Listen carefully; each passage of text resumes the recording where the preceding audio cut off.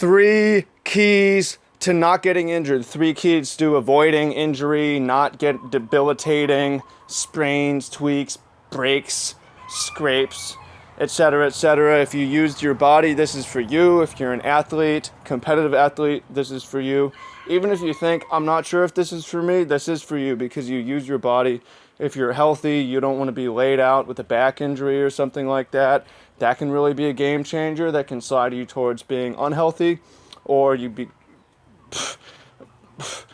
held back, prevented from doing your work, or if you're already unhealthy, well, wait till you can't use your body at all. So, welcome in, much love, Trav here. Here's a pic from Mount Kala. We talk about this a lot, but it was a really cool hike did last weekend, and today I want to share and get into depth on how to prevent injury. A lot of this I have learned from studying human biomechanics, body mechanics, from studying physics in combination. I want to shout out especially my buddy Kyle from Driveline Baseball for making me think about a lot of this stuff and teaching me a whole lot.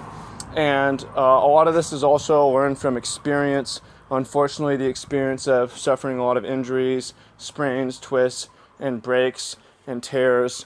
Earlier in my life, I did a lot of sports growing up. I still do a lot of sports, a lot of different kinds of sports, lots of different movements, so experienced a variety of different sort of injuries, but have been able to crack the code a lot years back, stopped getting injured, and my athletic performance has skyrocketed since, allowing me to do a lot of cool things and feel pretty good about myself too, and stay healthy and accomplish more and continue adding gains on everything I'm doing instead of having to stop to re-nurse for injuries. So let's talk about 3 keys to preventing injury and not getting injured.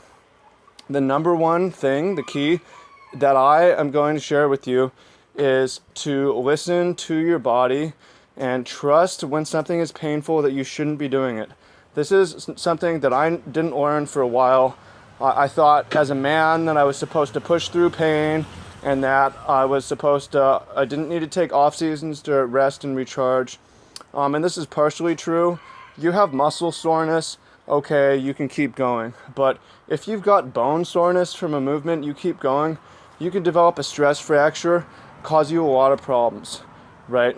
You think muscle soreness from doing pull-ups every day is something you can work through, sure. But if it's joint problems, you keep going, you're going to tear a tendon, you're going to tear a ligament, you're going to be either looking at surgery or being held back for a long time or both. So pretty simply, if stuff hurts from a movement, then you should listen to your body and stop, because injuries happen a lot from either trying to do too much weight, oh, my body's screaming at me, stop, or trying to do the same thing too often, repetitive use injury, doing the same thing over and over. A lot of athletes have this problem, and you try to do that, eventually something's going to pop and break. So if it hurts, then you don't have to lay off your body entirely, but go ahead and do a different exercise. You know, your elbow hurts from pull-ups, maybe you should be doing overhead press or whatever.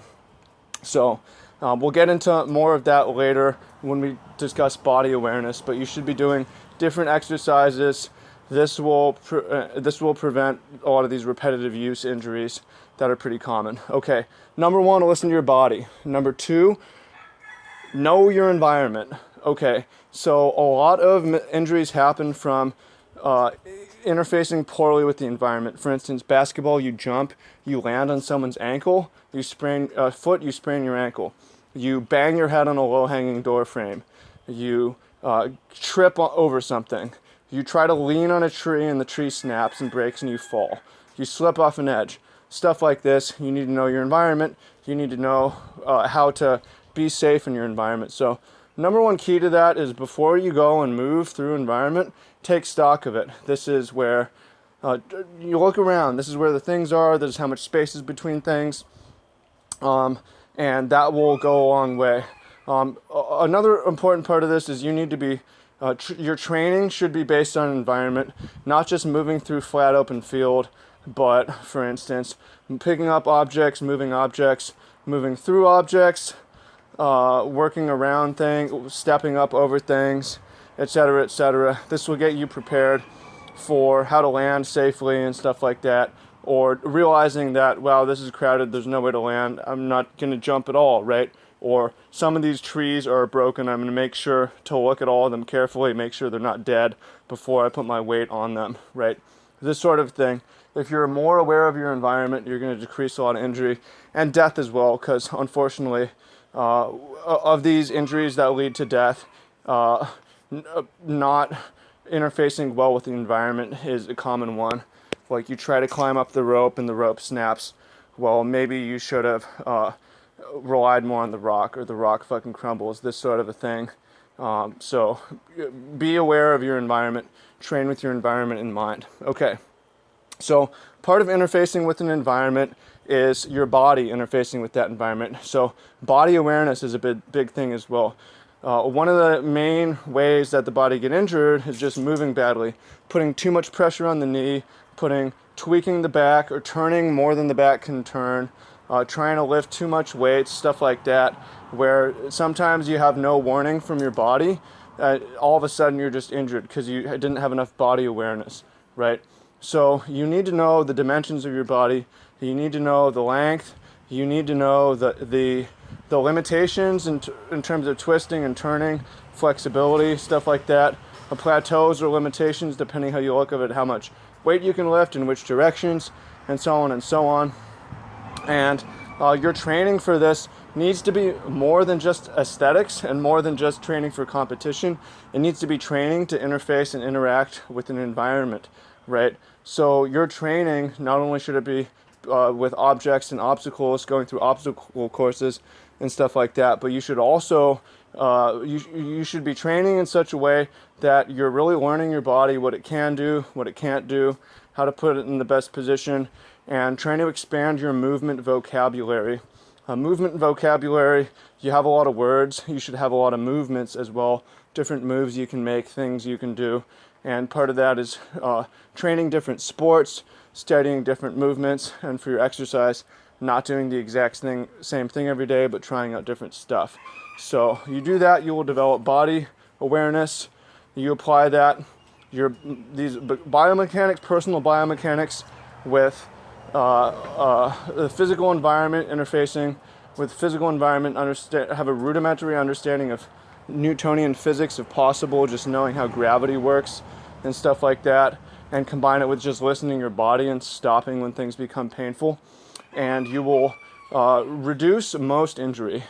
You'll have less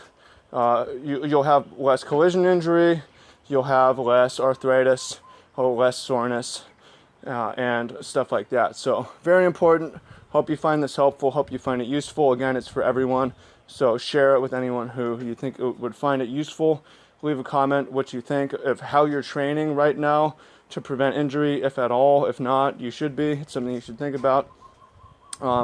If not, yeah, and I could go into more detail. Like, you watch my stairs, my TEDx talk on stairs, it will tell you a lot about how I think about this, and it will tell you a lot about how you can think about this, of interacting with the environment and so on. And also, I've got a related video to this, running down this mountain backwards, explaining why that makes sense, so you should check that out too. Those of you who need help with your training or want help with your training, want to join the training group, we have that. It's called Game Shape. You can go ahead and apply down below, and we will talk. So hope you find that useful, and I look forward to hearing what you have to say. Much love, peace, and go ahead and leave that comment down below. Take care.